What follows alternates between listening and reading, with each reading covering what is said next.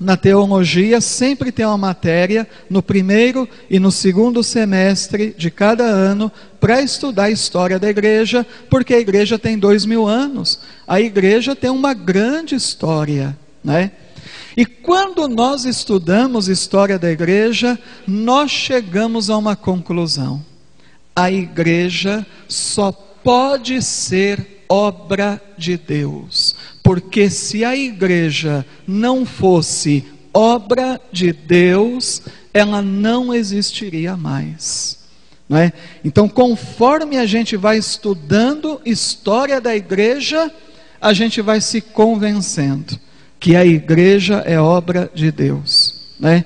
E pode ter aí os falsos profetas que profetizam o fim da igreja católica, não é? Deixa eles profetizarem, porque a igreja católica nunca vai acabar até que o Senhor a venha buscar no final dos tempos. Então, quando a gente estuda história da igreja, a gente se convence que a igreja se mantém de pé porque ela é obra de Deus. Porque o que nós vimos aqui? Até o ano 313, o que estava acontecendo com a igreja? A igreja era perseguida. A igreja era perseguida.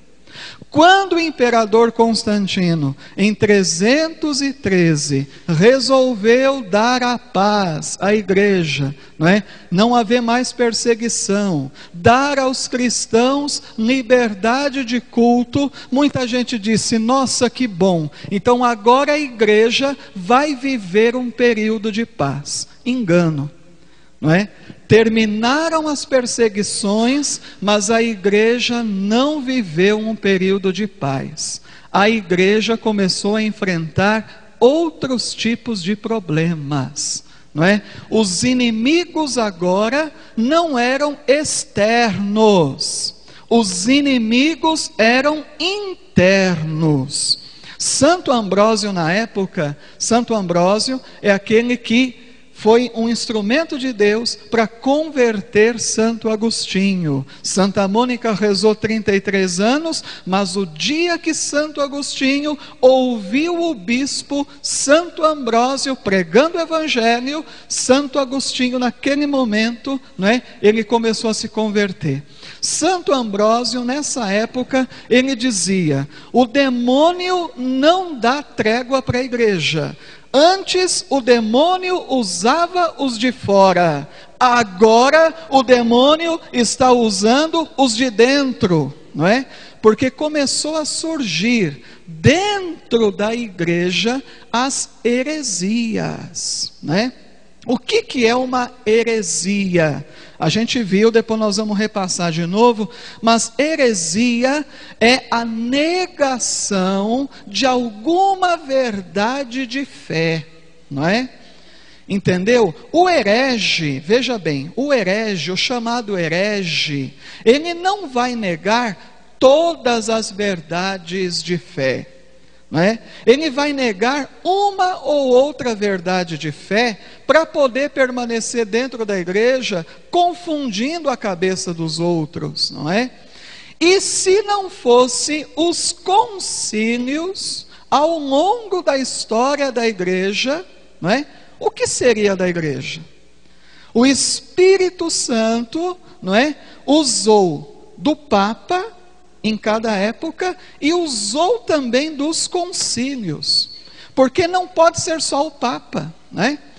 Vocês já perceberam no Evangelho de Mateus que Jesus não disse só para Pedro: o que tu ligares na terra será ligado nos céus, o que tu desligares na terra será desligado nos céus. Não disse só para Pedro. Em Mateus 16 ele disse para Pedro. Em Mateus 18 ele disse a mesma coisa para os outros apóstolos, né? Entendeu?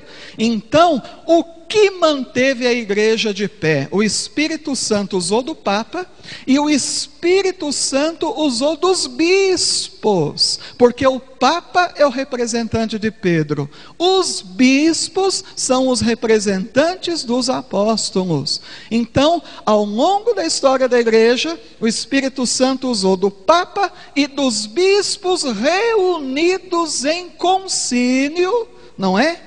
Para que essas heresias, essa negação de alguma verdade de fé que surgia dentro da própria igreja, não prevalecesse.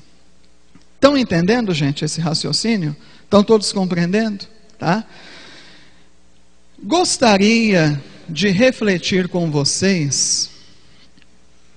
No ano 313, o imperador romano Constantino, por meio de um documento chamado Edito de Milão, concedeu liberdade de culto aos cristãos. Estavam terminadas as perseguições do Império Romano. Seria bom, né, se a gente pudesse um dia assistir algum filme desse período, para a gente entender o que foi a chamada Era dos Mártires. Sempre teve mártir na igreja, né? E continua tendo mártir na igreja. Vocês vejam que na China, no Oriente Médio, não é? Há muitos cristãos, interessante, hein? Não só cristãos católicos, cristãos protestantes também. Muitos cristãos que estão sendo assassinados por causa da sua fé. Então, o martírio, ele nunca deixou de existir na igreja, nunca deixou. Só que no começo da igreja, né, foi muito sangue derramado. No começo da igreja foi um rio de sangue. Muitos cristãos foram martirizados até essa época, não é? Desde o tempo de Cristo dos apóstolos até esse momento em que Constantino, por meio desse documento, deu a liberdade de culto aos cristãos. Muito sangue derramado nesse período. Muita gente que morreu queimada, muita gente que morreu crucificada, muita gente que morreu na arena, né? Eles jogavam os cristãos aos leões, não é?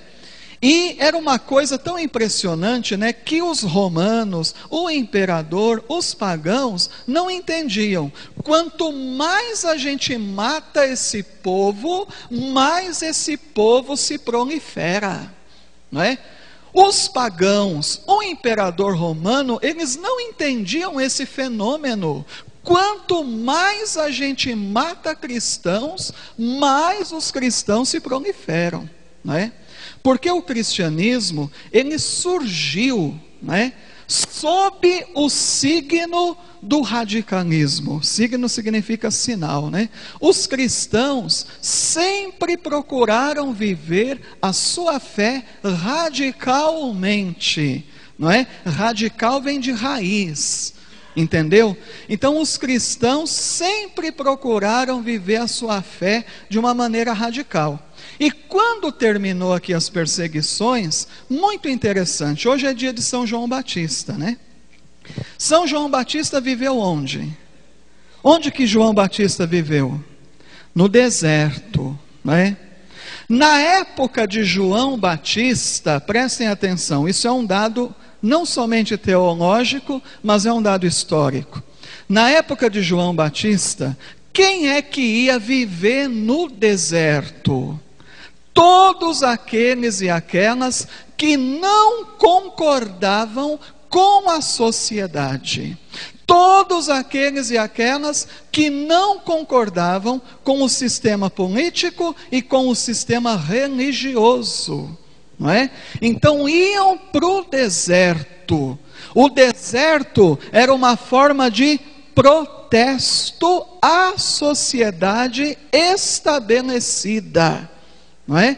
Então João Batista é alguém que está no deserto, por quê? Porque João Batista não concorda com a política e com a religião da época. Vocês vejam, né, vocês já leram várias vezes nos evangelhos, Como que João Batista chamava os fariseus? De raça do quê? Raça de víboras. Não é? Raça de víboras. Então, naquela época, quem que ia para o deserto? Quem não aceitava o que estava acontecendo na sociedade, né? Agora, saindo da época de João Batista e vindo para essa época, quando terminou a perseguição, muitos cristãos, para não viver a sua fé de uma maneira frouxa, não é? Muitos cristãos começaram a fazer o quê? Ir para onde? Para o deserto, né? Se hoje na igreja, prestem atenção, se hoje na igreja existem os monges, as monjas, não é? De onde que veio esse movimento? Que na verdade hoje é pouquinho, né? Hoje tem pouquíssimo monge no mundo, hoje tem pouquíssima monja no mundo, não é? Mas nesse período aqui, muitos cristãos, solteiros e casados, inclusive casados, não é? Muitos cristãos, solteiros e casados, começaram a viver no deserto, não é? Viviam no deserto a pão e água, viviam no deserto em constantes jejuns, muitos vivendo só da Eucaristia, não é? E teve um momento que Santo Antão, já ouviram falar de Santo Antão?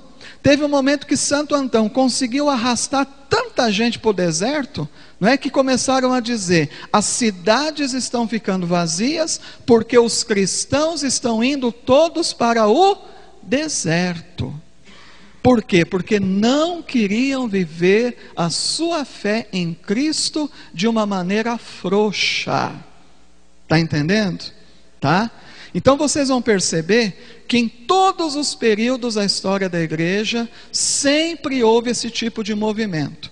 Quando o cristianismo, a igreja estava entrando na frouxidão, na mornidão, sempre Deus levantava um grupo de gente, não é, para retomar a radicalidade do cristianismo dentro da igreja. Estão compreendendo? Então estavam terminadas as perseguições do Império Romano, mas começaram a surgir falsas doutrinas dentro da própria igreja. Santo Ambrósio dizia: o demônio sempre dá um jeito de perseguir a igreja. Antes a perseguia através do imperador romano, agora a persegue através de alguns padres e bispos que se desviaram da verdadeira fé. Isso aqui nós já vimos.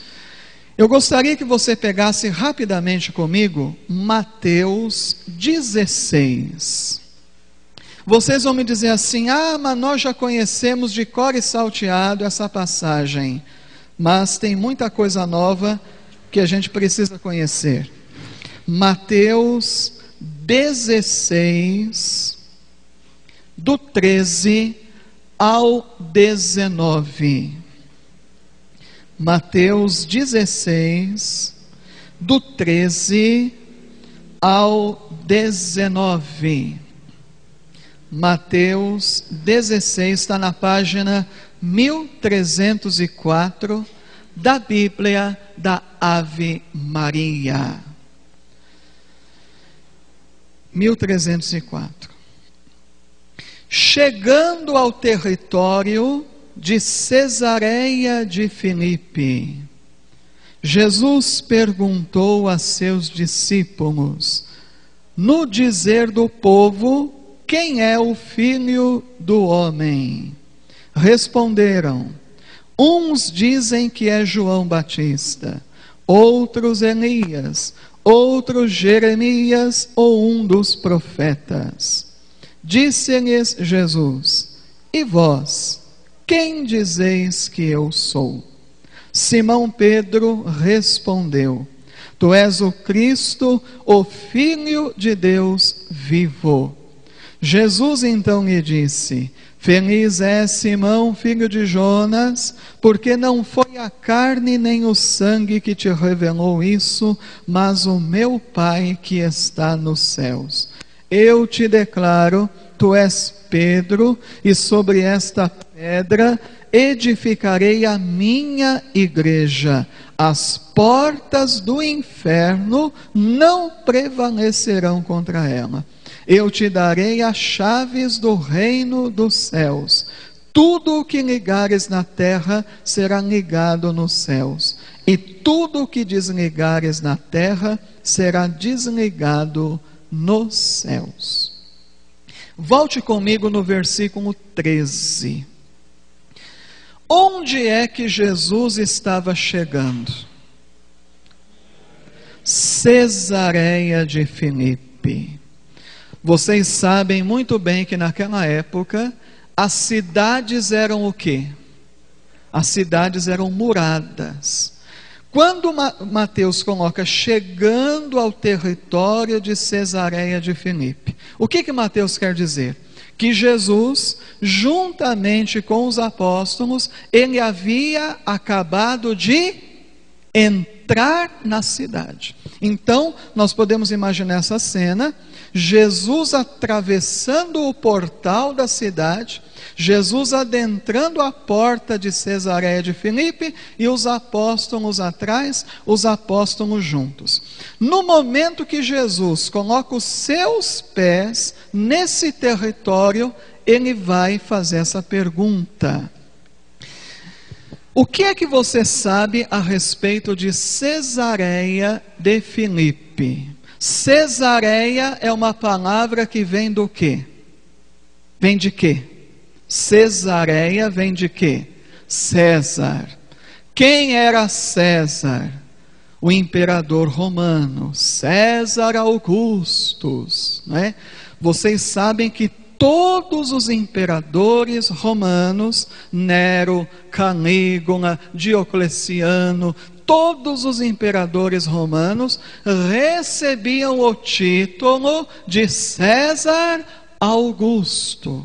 Porque esse título César Augusto queria dizer o quê? Que o imperador não era apenas um homem, mas que o imperador também era um Deus. Ele é o César Augustus, não é? Aquele que é elevado, aquele que é o Altíssimo, não é? César Augustus. Cesareia era uma cidade que foi justamente construída para homenagear quem? Homenagear o imperador. E quem foi que construiu?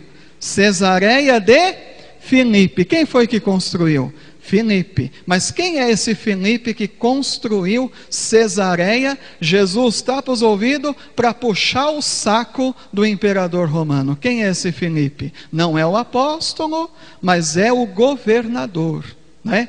Naquela época você tinha o Pôncio Pilatos, você tinha o Herodes, você tinha o Filipe, governador. Então o Filipe quis fazer média com César, quis fazer bonito, né? Hoje não é diferente, né? O meio político hoje é a mesma coisa. Então Filipe quis puxar o saco do imperador e, veja bem, construiu uma cidade em homenagem ao imperador.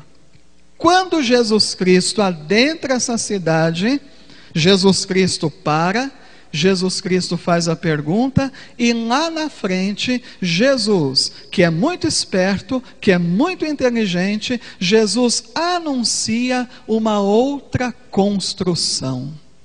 É como se Jesus dissesse, ó, essa construção aqui foi para homenagear o imperador, mas a construção que eu vou fazer vai ser uma construção para homenagear o Deus vivo. Porque adiante, o que é que Jesus disse para Pedro? Tu és Pedro, e sobre esta pedra edificarei, construirei uma outra cidade. Não é? Estão compreendendo, gente? Estão compreendendo?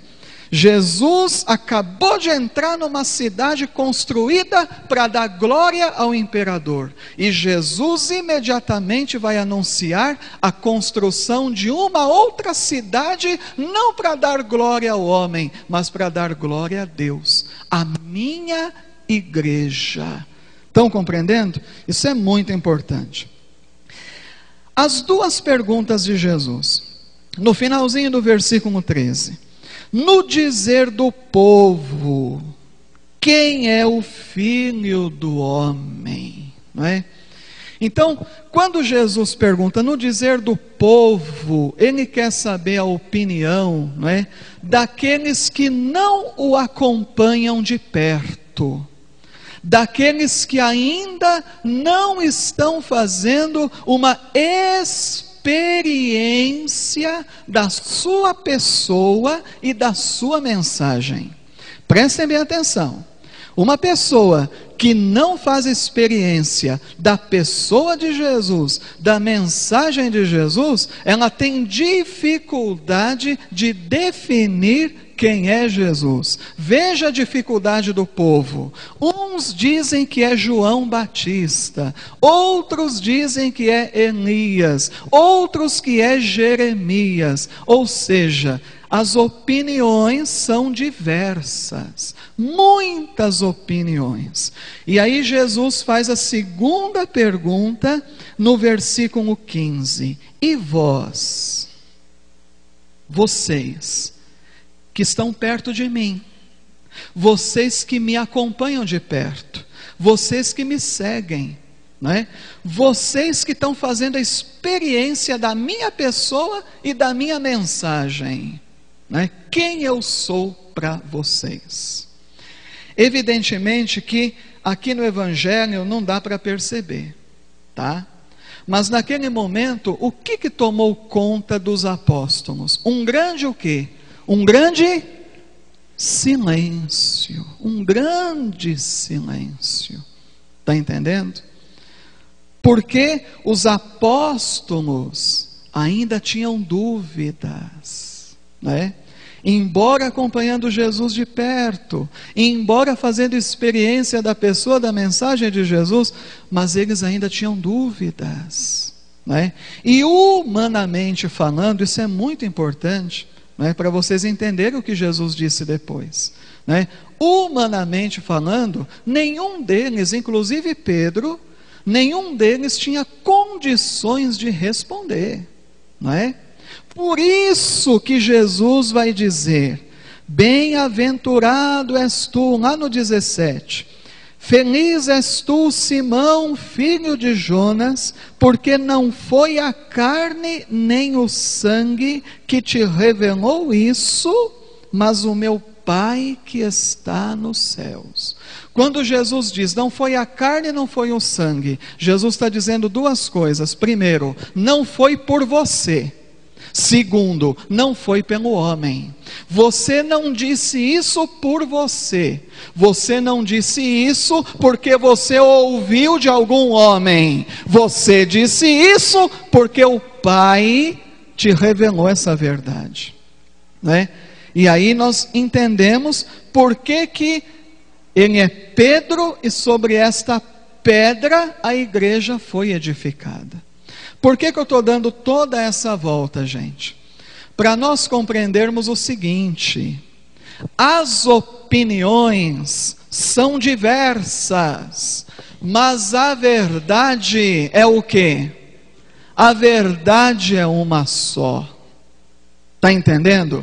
As opiniões são diversas, a verdade é uma só. Agora todos nós aqui, todos nós, cada um de nós, que é uma pedra viva, não é? Porque depois na primeira carta de São Pedro, o próprio Pedro vai dizer que os cristãos são pedras vivas da construção que é a igreja.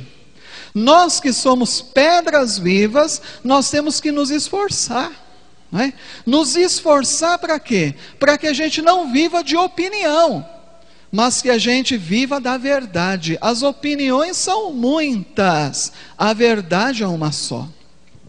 O que aconteceu com a Igreja Católica no Brasil, principalmente nas grandes cidades, porque no interior não foi tanto.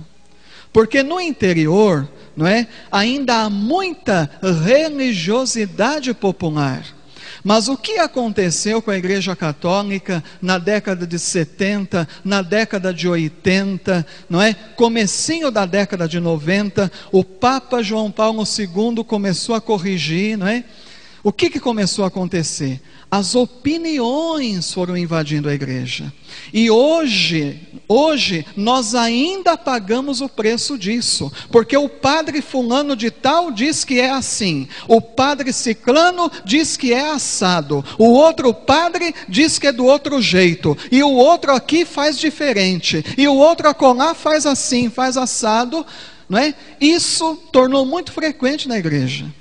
Cada um com opiniões, né? Às vezes o mesmo assunto, se você perguntasse para 3, 4, 5 padres diferentes, cada padre ia te dizer uma coisa, não é? Eu não sei se aqui em Patrocínio vocês viveram isso, mas eu quando estava no seminário, eu me recordo como que, né, em São Paulo, Curitiba, não é? Rio de Janeiro só não foi pior porque na época o cardeal do Rio, ele era mão de ferro. O cardeal do Rio, se tinha algum padre desviando 1 centímetro da doutrina, ele punia o padre, não é?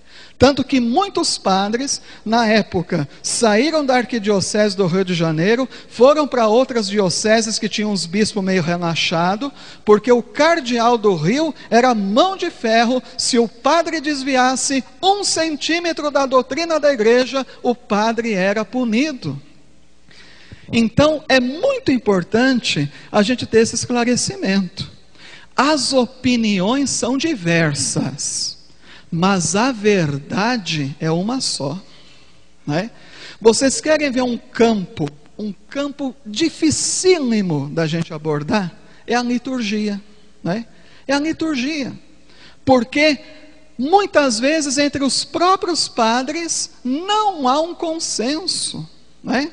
Um padre diz isso, outro padre diz aquilo, e os leigos ficam sem saber o que fazer, não é? Então, coloque uma coisa na tua cabeça: as opiniões são diversas, mas a verdade é uma só. E o leigo hoje, por que ele tem que fazer teologia? Mesmo que seja uma teologia simples como a nossa, né? Para que ele tenha noção da verdade, né? Se ele vê que o padre está fazendo errado, ele não vai discutir com o padre, mas pelo menos ele vai ter a consciência do que é certo e do que não é certo, tá? Está aí no Evangelho. Quem dizem o povo que eu sou? Um diz isso, outro diz aquilo, outro diz não sei o quê. E vós? Todo mundo ficou em silêncio. O Pai do céu suscitou aquele que é o elo da unidade, o Papa. Deu para entender até aí? Deu para compreender? Então nós vamos seguir agora com o Concílio de Nicéia e depois vamos entrar no Concílio de Constantinopla. Prestem bem atenção. Deixa eu voltar aqui. As heresias no começo da igreja. Preste bem atenção, meu querido, minha querida. Se você tiver o caderninho aí, você pode até anotar. Nesse período em que a igreja não era mais perseguida, o que é que Satanás tentou fazer? Preste atenção. Satanás tentou minar a igreja pela base. Qual que é a base da igreja? A Trindade. A fé da igreja é uma fé trinitária. É que nem a gente estava na reunião de ministro na terça-feira, e mais uma vez eu perguntava para os ministros: qual é o exato momento que começa a missa? A missa não começa quando o comentarista vem aqui fazer o comentário.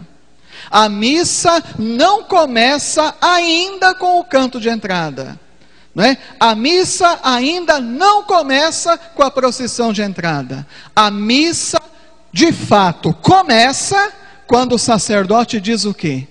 Em nome do Pai, do Filho e do Espírito Santo. Amém. Começou a missa, né? Eu lembro que o nosso professor de liturgia, o padre Bogás, né, diz que é como se o padre tivesse um martelo na mão, e nesse momento o padre batesse o martelo e dissesse: a partir desse momento está aberta esta sessão. Pumba! A partir desse momento está aberta esta sessão. Não é? A missa começa em nome da Trindade. Não é? A nossa fé é a fé trinitária. E veja o que o demônio tentou fazer. O demônio foi na raiz. O demônio foi na base de fé da igreja. Não é? Porque as primeiras heresias negavam a Trindade. Negavam a divindade de Cristo e negavam a divindade do Espírito Santo. Pneuma, Espírito. Não é? Então você pode até anotar no seu caderninho. As heresias eram de caráter trinitário, negava a Trindade.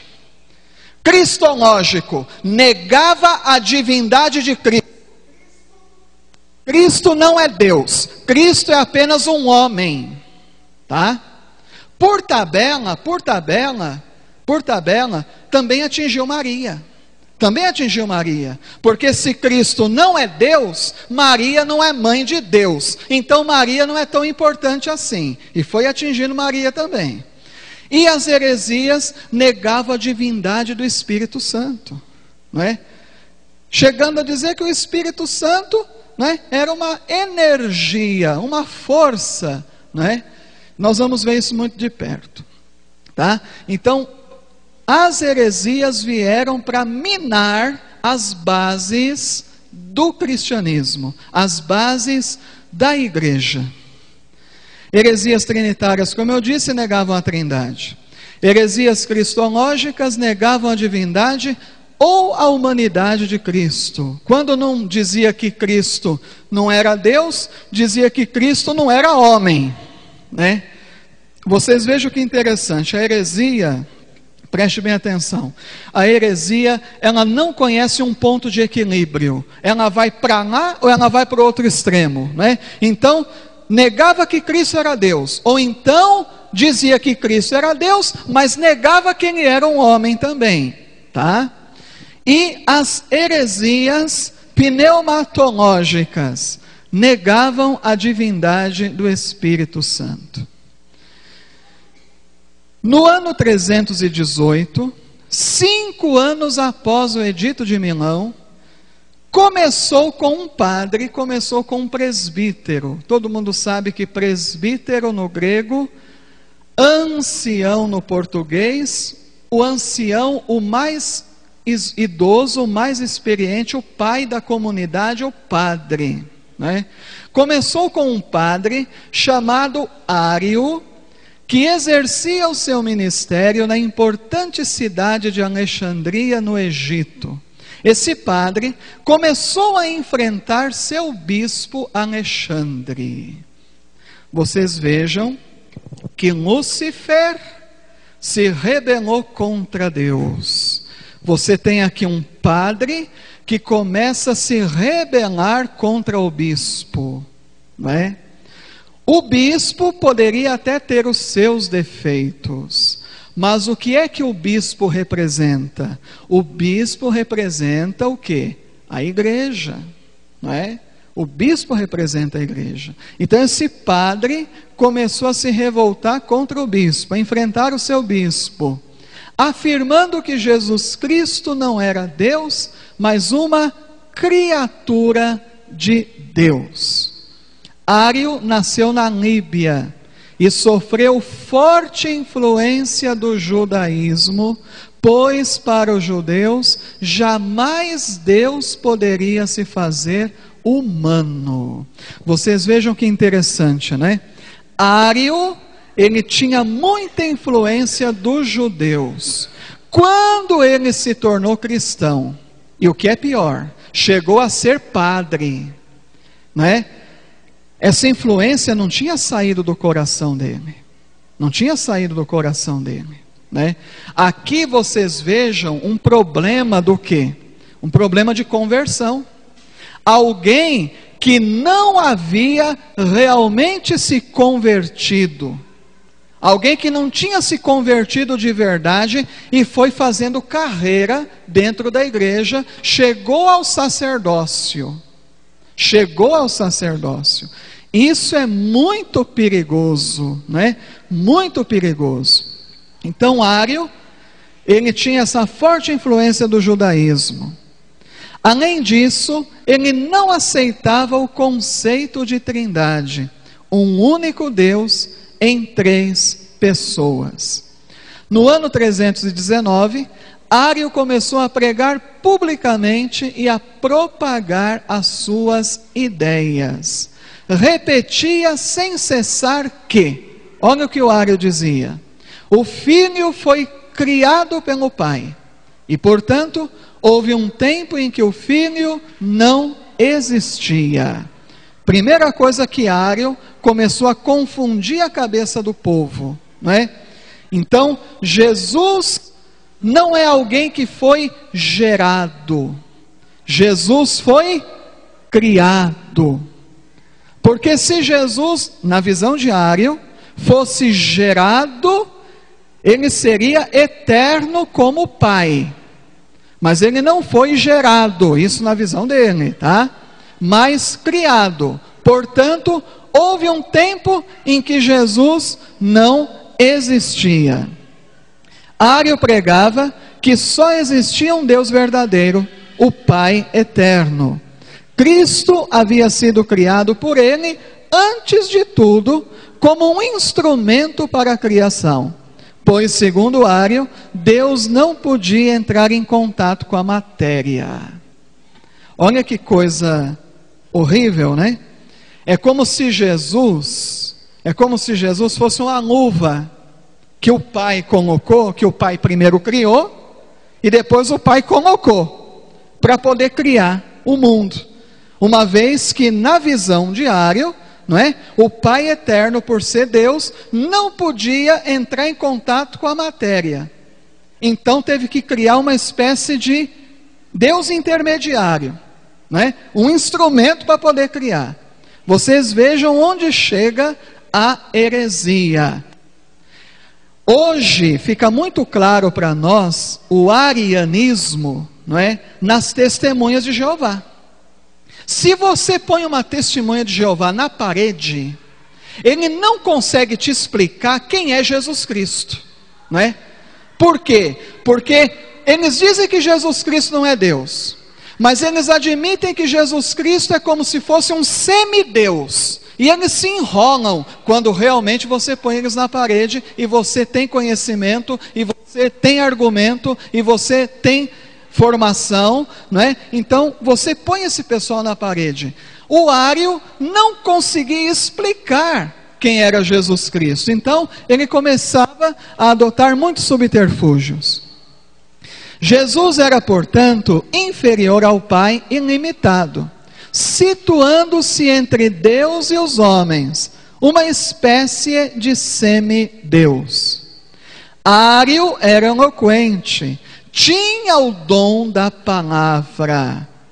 Além disso, era muito piedoso e fervoroso, e começou a arrastar muita gente atrás de si, a ponto de semear a discórdia e a confusão na igreja. Aqui que mora o perigo. Falava bonito, falava bem, era fervoroso, era piedoso, mas estava anunciando a mentira. Estava anunciando a mentira, né? E muita gente, porque falava bem, porque falava bonito, porque demonstrava muita piedade, ser muito piedoso, muita gente foi sendo enganada por ele, né? Muita gente foi sendo enganada por ele, entendeu? Hoje, infelizmente, quanta gente sai da igreja católica porque acha que lá na igreja evangélica tem um pastor que fala bem, um pastor que fala bonito, e tem padre que não fala bonito daquele jeito, não é? Tome cuidado, tome cuidado. Nem todo aquele que diz Senhor, Senhor, entendeu? Não é? Falar bonito é fácil.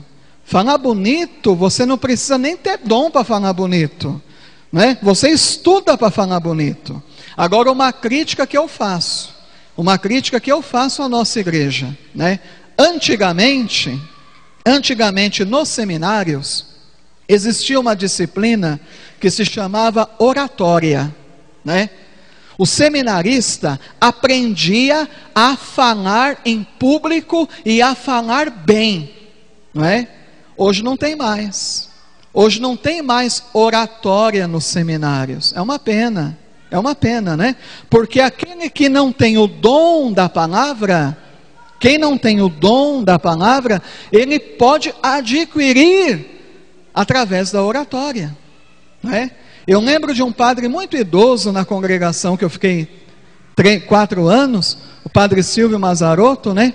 Então, ele ensinava para nós, mesmo não tendo mais, mas ele nos reunia, ele era um padre muito idoso, e ele nos ensinava, né? Como pregar, como falar, não é?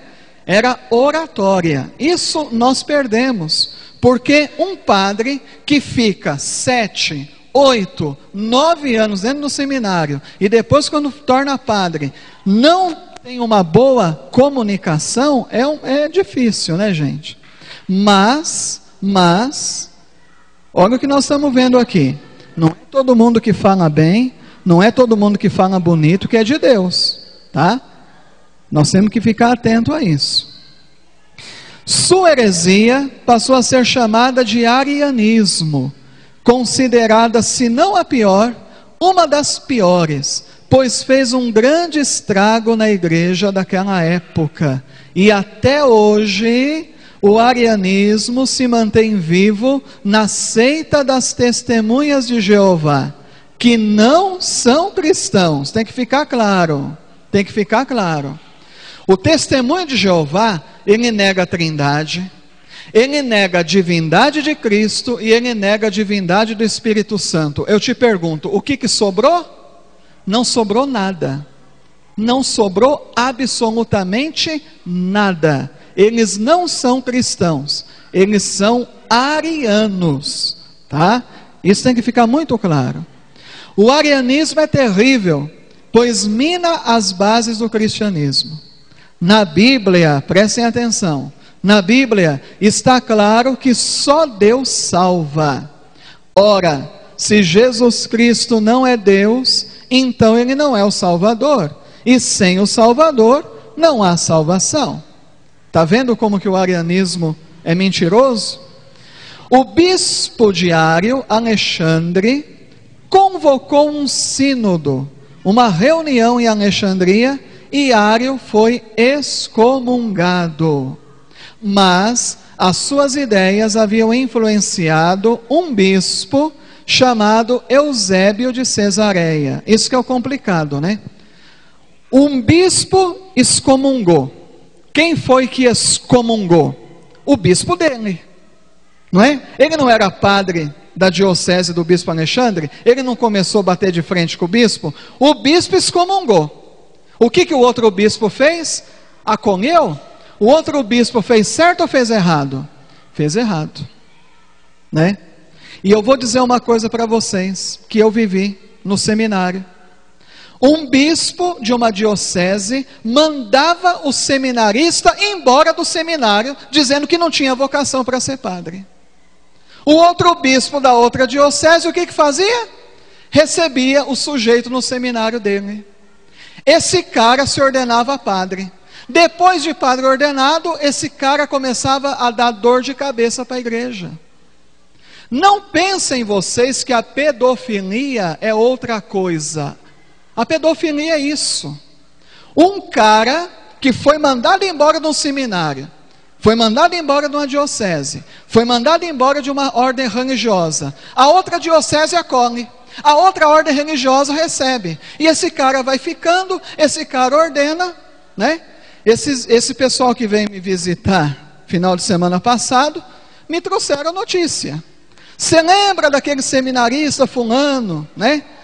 Que já veio expulso de Santo Amaro, mas que chegou em Bragança Paulista, foi acolhido, ordenou padre. Adivinha o que ele fez? Nem vou contar para vocês. nem vou contar para vocês o que ele fez, porque não vale a pena, não é? Mas por que que isso acontece? Está aqui, ó. O que esse maledeto, que Deus o tenha, tinha que acolher essa figura? Não é verdade? Não é verdade? O mal, muitas vezes, gente, se corta por onde? Se corta pela raiz. E a gente que é papai e mamãe, a gente não pode fazer vista grossa, não é? Assim como o bispo não pode fazer vista grossa. Mas o papai e mamãe, se você vê alguma coisa errada no seu filho, você vê uma coisa errada na sua filha, diante de Deus, você como pai, como mãe, você tem que entrar em ação. Você não ama o seu filho?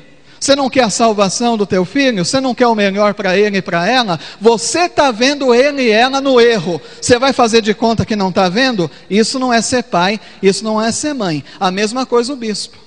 Um bispo no seminário tem 30 seminaristas. Se ele está vendo que tem gente ali que não está com a conduta certa, vai deixar o cara ir para frente? E depois que esse cara ordena, esse cara vai dar problema por aí. Vocês estão acompanhando o que o Papa Francisco fez? O Papa Francisco escreveu um documento, e nesse documento ele escreveu o seguinte, né? O bispo que for omisso, se ele tiver um padre na diocese que é pedófilo, um padre que está fazendo coisas indevidas, e ele for omisso, ele tiver conhecimento que o padre está aprontando, e não fazer nada, esse bispo vai ser suspenso pelo Vaticano, ele vai ser suspenso pela Santa Sé, porque ele está fazendo vista grossa, ele está sendo omisso, e ele não pode ser omisso, porque a Igreja de Deus não merece essas coisas. Um documento, escrito pelo Papa Francisco, o Papa da Misericórdia, o Papa que diz que nós não podemos discriminar o homossexual, mas um Papa que é firme para dizer que se o bispo fizer vista grossa na diocese e não corrigir o padre, não afastar o padre, esse bispo vai ser afastado pela Santa Sé. Está vendo de onde que vem o problema? O problema vem de longe. O problema vem de longe. Então, o Eusébio de Cesareia acolheu Ário e permitiu que ele continuasse a divulgar suas ideias. A igreja estava dividida entre a verdade professada pelos apóstolos e a heresia difundida por Ário e seus seguidores. Preste atenção. Nessa época, já havia o símbolo dos apóstolos, o credo. Sabe esse credo que a gente reza todo domingo? Creio em Deus Pai Todo-Poderoso, Criador. Esse credo já existia. Por que veio o niceno constantinopolitano? Esse outro que a gente reza de vez em quando na missa, creio em um só Deus, Pai Todo-Poderoso, Criador dos céus e da terra, de todas as coisas visíveis e invisíveis. Ele veio depois.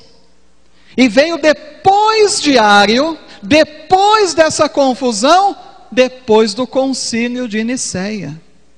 Porque esse mais simples já existia. Aí vocês vão olhar para a minha cara e falar assim, mas se já existia o credo da igreja, por que esses caras estavam fazendo isso? Pois é, né? Continue acompanhando. Mas diante das heresias, ele precisava ser melhor formulado e explicado. O imperador Constantino, preste atenção agora, o imperador Constantino, que via no cristianismo uma esperança de reunificar o Império Romano, resolveu patrocinar um concílio. Veja bem, veja bem. O Constantino, ele deu liberdade de culto aos cristãos porque ele era bonzinho? Era bonzinho?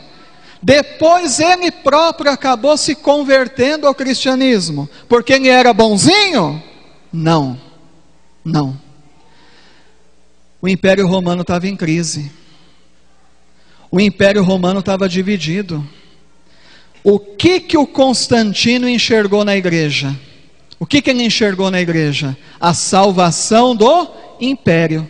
Esse povo vai salvar o império, né? Então eu preciso, né, ajudar esse povo a crescer. Está entendendo? Mas preste bem atenção o que vai acontecer.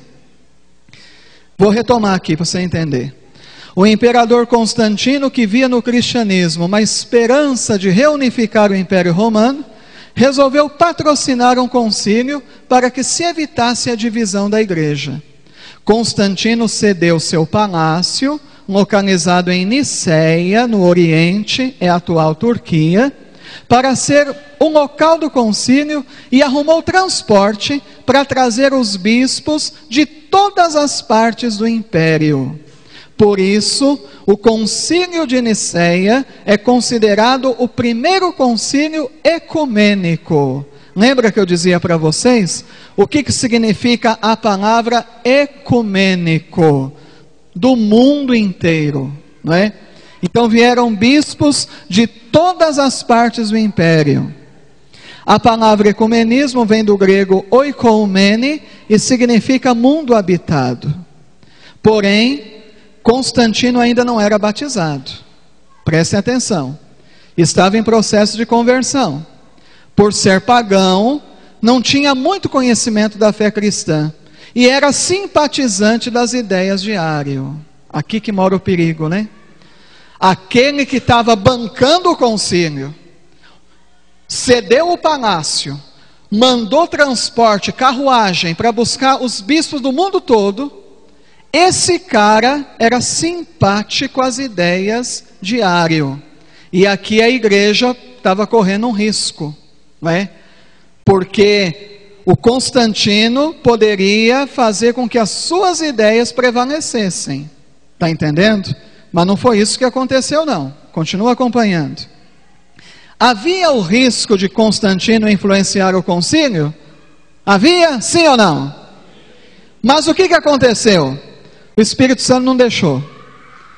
Agora você vai entender que essa igreja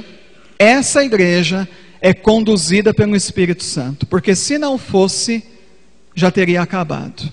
Você vai entender o que aconteceu aqui no concílio de Niceia. O bispo Alexandre, justamente aquele que havia excomungado Ário, levou ao concílio o grande diácono Atanásio, reconhecido na época como homem de fogo, cheio do Espírito Santo, muito iluminado, mais eloquente, piedoso e fervoroso que o presbítero Ário. O Espírito Santo sempre vira o jogo. O Espírito Santo sempre vira o jogo. Porque se o Ário falava bonito, o Ário era fervoroso, o Ário era piedoso, o Espírito Santo arrumou um cara que falava mais bonito ainda. O Espírito Santo arrumou um cara que era mais piedoso, mais fervoroso, e o bispo Alexandre levou esse cara para o concílio. O cara não era nem bispo, o cara estava no caminho para ser padre, um diácono. Não era nem padre, nem bispo, estava no caminho para padre, era um diácono. De onde você menos espera, a graça acontece. Eu sempre digo o seguinte: nunca julgue alguém pela aparência. Se você pegar os grandes santos, você que estuda a vida de santo, você vai perceber, né, que muitos santos foram julgados pela aparência. Mas quando eles abriam a boca, todo mundo ficava de queixo caído. Você vai ver isso na vida de muitos santos da igreja. Não davam um centavo pela pessoa porque julgava pela aparência. Mas quando abria a boca, o queixo de todo mundo ia no chão. Santo Antônio foi assim. A primeira vez que Santo Antônio fez uma pregação em público, ele só fez a pregação em público porque os colegas dele quiseram jogar ele numa fria, não é? Quem ia pregar não veio. Quem vai pregar? Você, eu não. Você não, é você. Aquele que está no último banco, aquele freio ali, ó. Aquele boboca lá, ó. Frei Antônio. Chamaram o Frei Antônio para pregar. Ninguém dava um centavo. E os caras fizeram isso por bondade ou por maldade? Maldade, vamos jogar ele no fogo. Vamos jogar ele no fogo. A hora que o homem foi na frente e começou a pregar, o queixo de todo mundo caiu no chão, né? Tá vendo? De onde você menos espera, a graça acontece. Pois bem, esse Atanásio aí foi o cara. Preste atenção. O concílio de Nicéia aconteceu no ano 325. 275 anos depois daquele concílio de Jerusalém dos apóstolos de Atos 15. Pois, por causa das perseguições, os cristãos viviam na clandestinidade, e assim não era possível fazer uma assembleia como essa. O que chamou a atenção no concílio de Nicéia?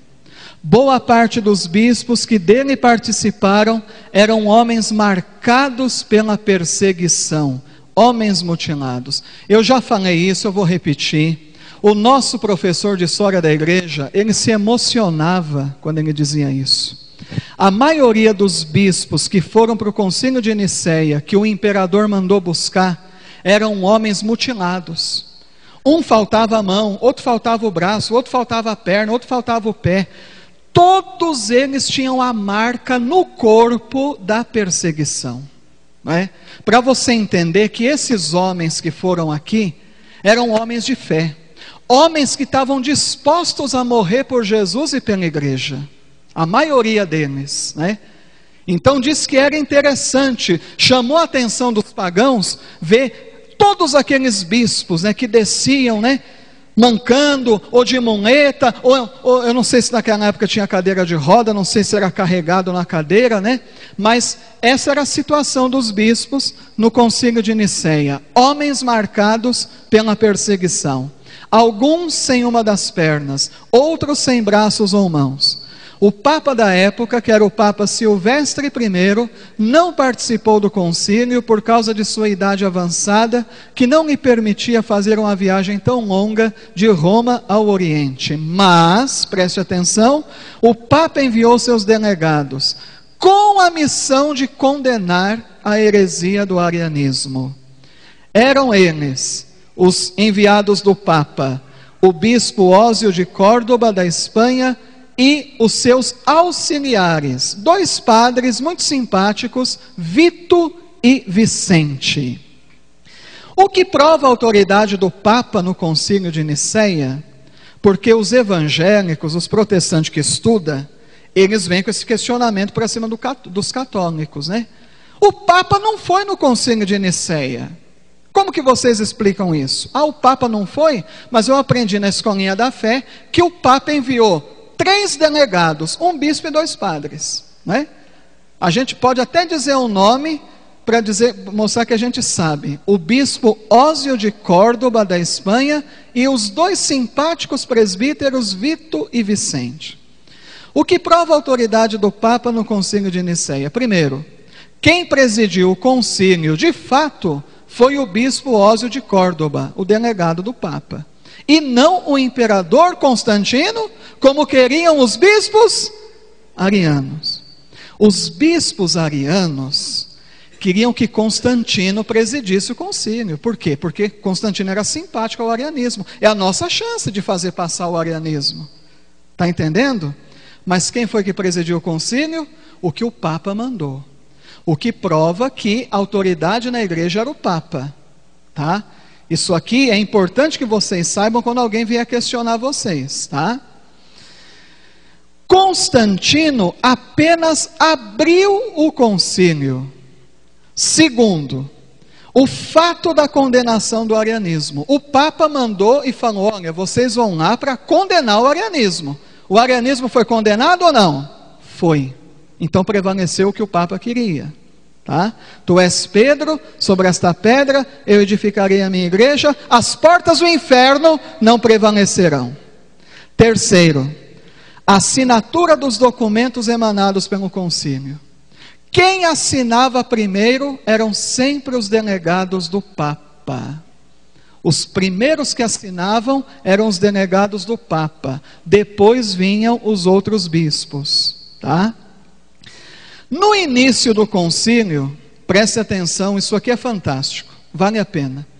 No início do concílio, o diácono Atanásio havia contado 318 bispos presentes. Era a função do diácono, né? Então Atanásio, conforme ia chegando os bispos, ele ia anotando, ele ia contando nos mínimos detalhes.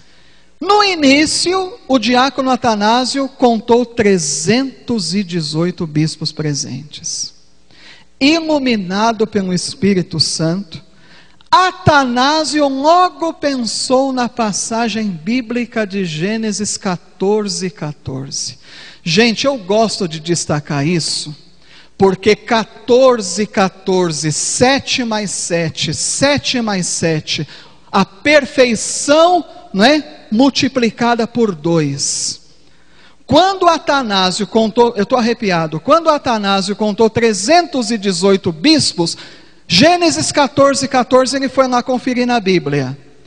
Veja bem o que era Gênesis 14:14, até hoje aí na sua Bíblia também, que não pode ser mudado. Os 318 aliados de Abraão, que o ajudaram a vencer seus inimigos. O Senhor falou ao coração de Atanásio: aqui estão os 318 aliados do Papa que o ajudarão a vencer o arianismo. Vocês estão vendo o que é a ação de Deus? Não é?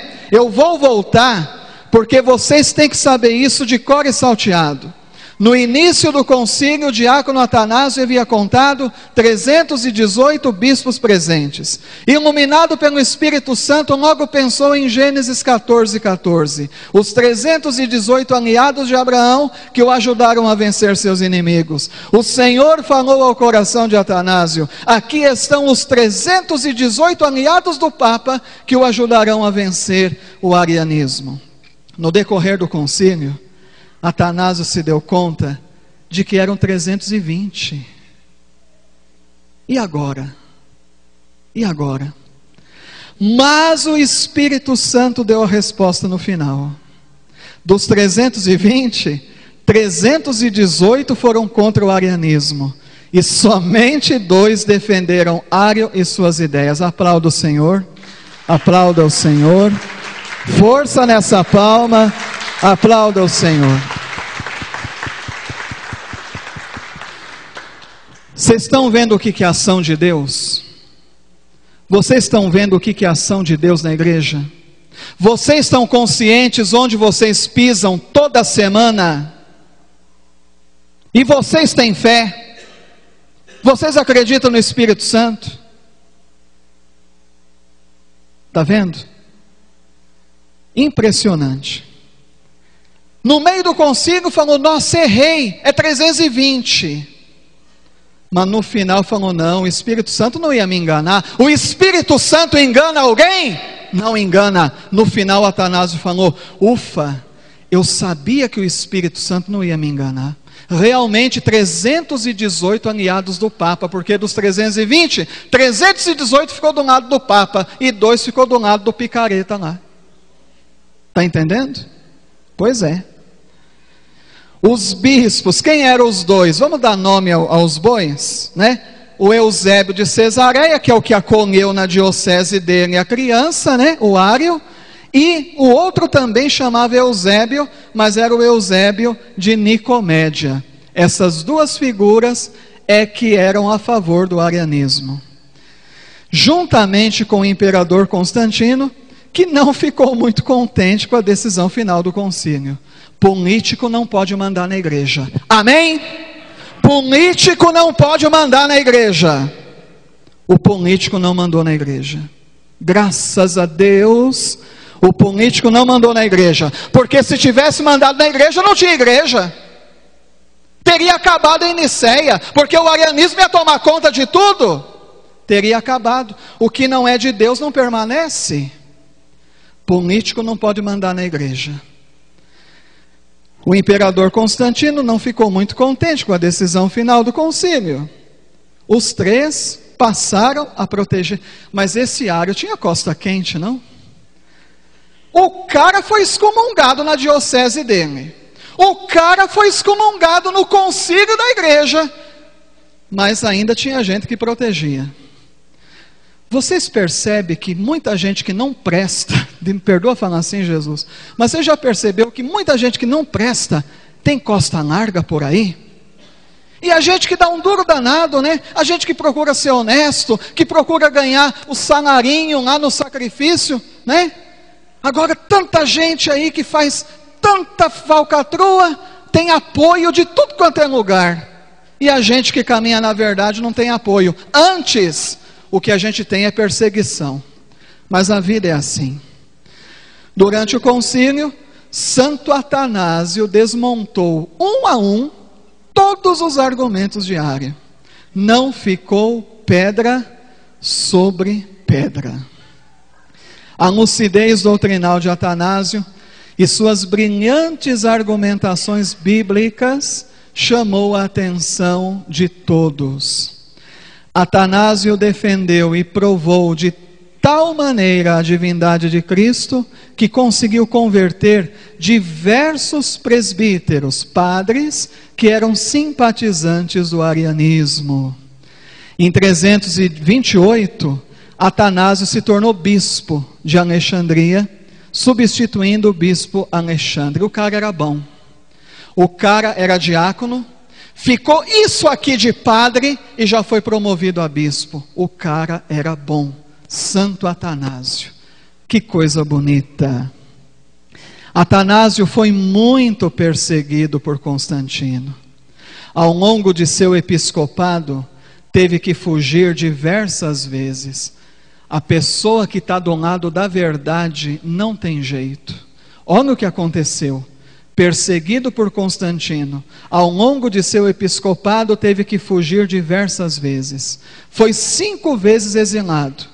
Quanto mais perseguido, mais firme ficava Atanásio. Aproveitava do exílio para fazer florescer no deserto o monaquismo. Ele era exilado, jogavam ele lá no deserto. Ele começava a trazer um monte de gente para o deserto, né, para viver a fé. Veja que isso é um homem de fé. No deserto conheceu e conviveu com o grande Santo Antão. Depois de uma vida tão difícil, Atanásio pôde morrer em sua diocese. E as atas no Vaticano dizem que Atanásio, eu coloquei em aspas, porque isso aqui está nas atas lá do Vaticano, Atanásio pôde morrer em sua diocese em paz no seu leito. Não é? Conforme o testemunho dos cristãos daquela época. Com quantos anos morreu Atanásio? Gênesis 14:14. Gênesis 14:14. E com quantos anos morreu Atanásio? 7 mais 7? Tudo o Espírito Santo revelando para nós. Tudo o Espírito Santo revelando para nós. E nós ainda temos dúvida da nossa fé.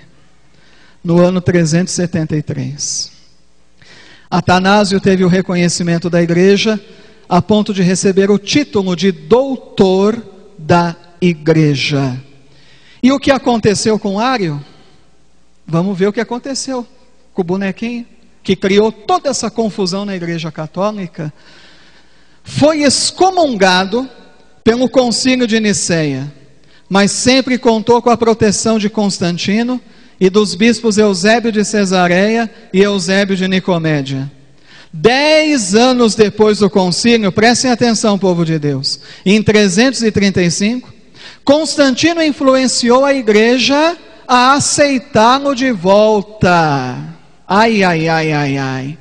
Ário fazia de conta que havia mudado, mas Deus conhece os corações. No dia de sua readmissão, Justamente antes de receber a comunhão, Ário morreu subitamente. Impressionante. Ele estava sendo readmitido na igreja. Mas Deus conhece o quê?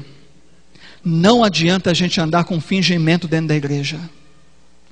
Você anda com fingimento dentro da igreja? Tome cuidado. Porque Deus conhece o que está dentro de mim, o que está dentro de você. O cara estava fazendo de conta que era católico de novo. Mas Deus vê o que está lá dentro.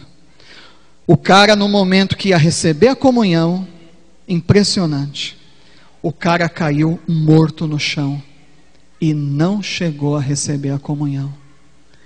Porque se ele recebesse, ele ia estar recebendo algo que ele não acreditava, porque para ele Cristo não era Deus.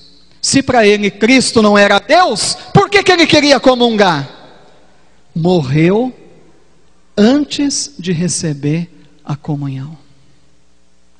É muito importante que os leigos conheçam a história da igreja, para vocês entenderem a graça dessa igreja, não é? Isso aqui faz a gente pensar, né? Puxa vida, o cara estava prestes a receber a comunhão, caiu morto no chão, porque estava com falsidade. Estava com falsidade. Como que morreu Atanásio? Em paz no seu leito. Sofreu a vida inteira. O Atanásio sofreu a vida inteira. Morreu em paz. O Ário, protegido pelo imperador. O Ário, sendo paparicado. Que jeito que morreu o Ário? Sabe por quê, meu querido? Sabe por quê, minha querida? A nossa recompensa não está aqui. Se você quiser a tua recompensa aqui, você vai cair como Ário. Mas se você esperar a tua recompensa lá em cima, você vai morrer em paz como Atanásio morreu. É muito complicado, né? É muito complicado. Quando o padre Orlando diz que ele não gosta de elogio, ele está coberto de razão.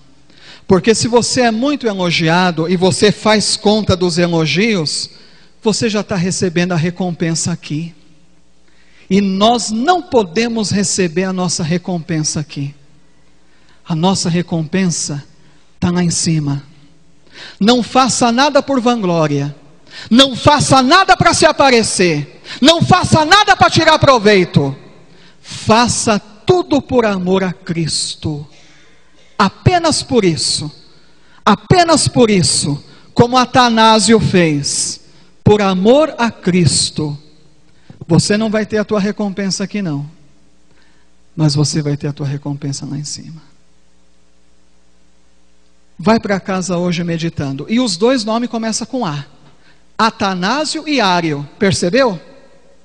Os dois começam com A. Atanásio, Ário. Como que viveu Atanásio e como morreu Atanásio. Como viveu Ário e como morreu Ário. Isso daqui dá um bom momento de oração na vida da gente. Você se colocar diante do Senhor com todas essas informações e fazer um balanço da tua vida. E até que ponto você realmente é um servo de Deus, uma serva de Deus, ou ainda falta muito para nós. Cada dia da minha vida eu me convenço, falta muito para mim. Falta muito para mim. Não sou nada. Quando você passa a meditar todas essas coisas. Que oração? 9. No próximo encontro, nós vamos introduzir o Concílio de Constantinopla. Niceia 325. Constantinopla 381. Pode pôr no caderninho. Por que o primeiro? Porque teve o segundo em Constantinopla. Então a gente diz o primeiro. Constantinopla significa o quê? Cidade de Constantino. Era a sede do Império Romano. O primeiro concílio foi em Niceia, no palácio que ele tinha lá na Turquia. O segundo concílio de Constantinopla foi na cidade, né, que o homenageava e centro do império. O concílio de Constantinopla ocorreu na igreja de Santa Irene. Ufa, que bom! Não foi mais no palácio, foi dentro da igreja. Oh, glória a Deus, né? Aconteceu na igreja de Santa Irene, em Constantinopla, de maio a julho de 381. Assim como o concílio de Nicéia defendeu a divindade de Cristo contra o arianismo, o concílio de Constantinopla defendeu a divindade de quem? Do Espírito Santo. Quem é da renovação carismática não pode faltar na próxima aula, né? Nenhum de nós pode faltar, mas os carismáticos não podem faltar, porque é o concílio que defendeu o Espírito Santo de Deus. O primeiro concílio de Constantinopla. O de Nicéia defendeu Cristo, o de Constantinopla defendeu o Espírito Santo. Vamos juntos? O de Nicéia defendeu Cristo, o de Constantinopla defendeu o Espírito. E aqui surgiu outra heresia. Macedonianos. Ave Maria, cheia de graça, o Senhor é convosco. Bendita sois vós entre as mulheres. Macedoniano vem de macedônio. O Ário, o que ele era mesmo, meu irmão? O Ário era um padre. E o macedônio? Olha como o diabo é astuto. Olha como o diabo é astuto. O Ário era um padre. E o macedônio? Arcebispo. O diabo começou pegando um padre. Não deu certo. O diabo partiu para cima de um? Ai, Jesus amado! Um arcebispo que negava o Espírito Santo. Vocês vão perder o próximo capítulo? Vão? Vocês vão perder o próximo capítulo? Perde não. Porque essa aula, com essa riqueza de detalhes, me desculpe, você não vai ter nunca mais na sua vida. Aproveita, não perca o próximo capítulo. Nós vamos ver o que aconteceu em Constantinopla, quem foi macedônio, os macedonianos. Não perca